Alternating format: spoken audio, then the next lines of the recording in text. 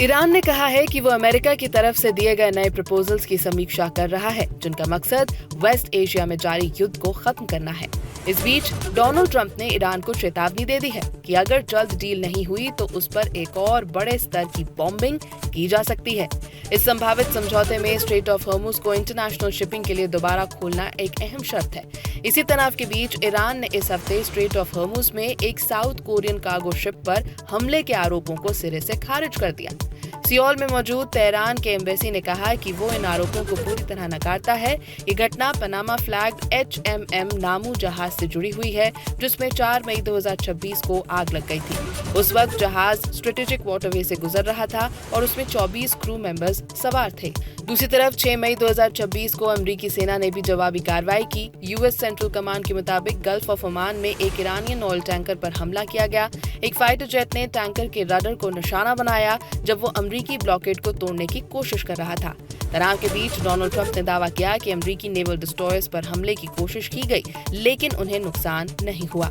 उन्होंने कहा कि जवाबी कार्रवाई में ईरानी टारगेट्स को भारी नुकसान पहुंचाया गया। ट्रंप ने अपने ट्रूथ सोशल प्लेटफॉर्म पर कहा कि अमेरिकी डिस्ट्रॉयर्स को कोई डैमेज नहीं हुआ, लेकिन ईरानियन अटैकर्स को बड़ा नुकसान हुआ। उन्होंने ड्रोन्स के गिरने तक का जिक्र करते हुए कहा कि वो तितली की तरह गिरते हुए अपने अंत तक पहुंचे।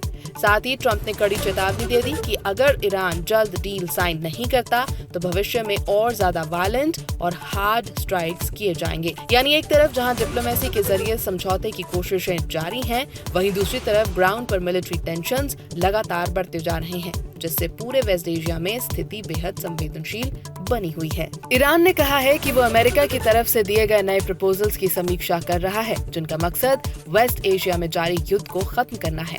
इस बीच डोनाल्ड ट्रंप ने ईरान को चेतावनी दे दी है कि अगर जल्द डील नहीं हुई तो उस पर एक और बड़े स्तर की बॉम्बिंग की जा सकती है।